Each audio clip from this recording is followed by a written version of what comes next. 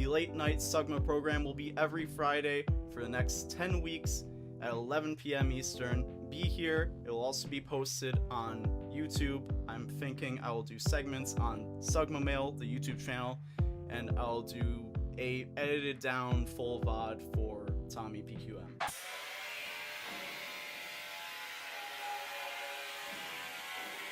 I'm going to talk about something that I always say I want to talk about, but I feel like most people don't care about, so I don't talk about it. But you know what? Fuck it, dude.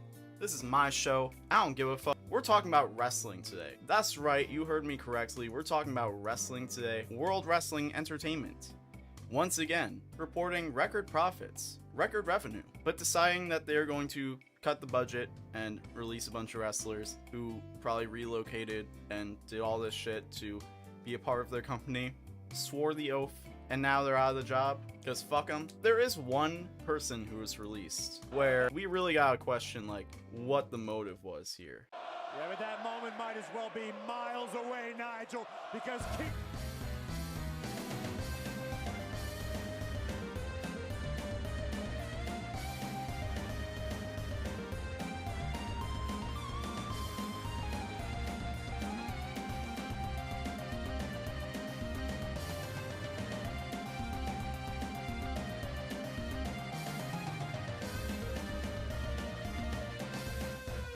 Fucking Keith Lee, bro. Keith Lee.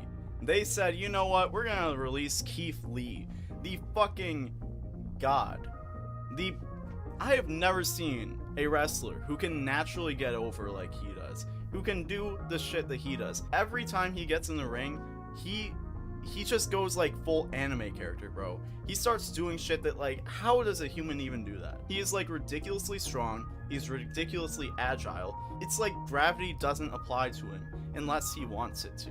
He is literally like a fucking Dragon Ball Z character. It is insane. And WWE is like, you know, he's fine, but you know, we just don't got anything for him, you know? We got all these other guys that we want to get over, but you know, Keith Lee, and the thing is like they did the same thing to my boy Miro, who is now in AEW. Miro, who was Rusev in WWE, and he would continuously get over. The fans loved him. He was believable. He could kick anybody's ass. But they were like, you know, even like a US championship run, I don't know, that seems like too much, dude. I mean, does he really deserve it? I mean, the crowd loves him, but like we have plans, you know, we got people we want to push. Now Miro's in AEW, a company that I have been supporting since before it was even a company. Me and my boy Huey in their first unofficial event, All In Chicago in 2018? I believe it was 2018. We packed our bags, we drove down to Chicago, and we watched one of the greatest wrestling shows of all time. And then a year later, we did it again with a couple more friends, and we saw another amazing wrestling show. And this year, we did it again, and we saw the debuts of people like Daniel Bryan, Adam Cole, Ruby Soho, and we saw CM Punk wrestle for the first time in 7 years. The legend CM Punk. And in fact, you know, if you don't believe me about the hype around Keith Lee, how about we ask a wrestling legend? That man who I just mentioned, CM Punk. Punk, this is one of the biggest nights of the year. Who do you think should win the Royal Rumble? This is my favorite segment where I get to audition for all the wrestling companies out there for the excuse for you to pay me a lot of money to do all your booking.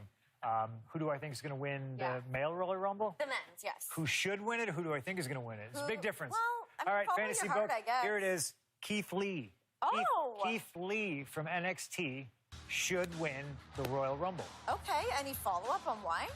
I think I don't know if we need a why. Had It's a incredible. tremendous showing at Survivor Series, and he, to me, is a big fish in a little pond right now. Not to say that NXT is little by any means. Where he needs a little room to grow. I think you need to follow up on stuff like this. You strike when the lightning's hot. You see the little moment he had with Reigns right there. That already feels like it was 2 years ago. We got And now it literally was 2 years ago, and now he's released. to get going with Keith Lee here. I think he needs to chuck Brock over the top rope, and he needs to win that whole thing. Dang, all right. Here's the thing. AEW right now, they're stacked. On top of like all those people I named, they just signed Andrade, Aleister Black, now known as Malachi Black. They have like so many people. Plus Bray Wyatt is supposed to be going there soon. That or he's going to Impact, but bro, who wants to go to Impact? The thing is, AEW doesn't need any more guys. They don't need any more big main event guys. But Keith Lee is an exception. Keith Lee is that fucking good. Like Keith Lee, he is a free agent right now. And it would be ridiculous to not sign him. Like, it's like a no-brainer. And the thing is I'm confident that AEW is going to sign him. And the reason why is because AEW doesn't have an ego like WWE does. WWE is going to look at someone like Rusev.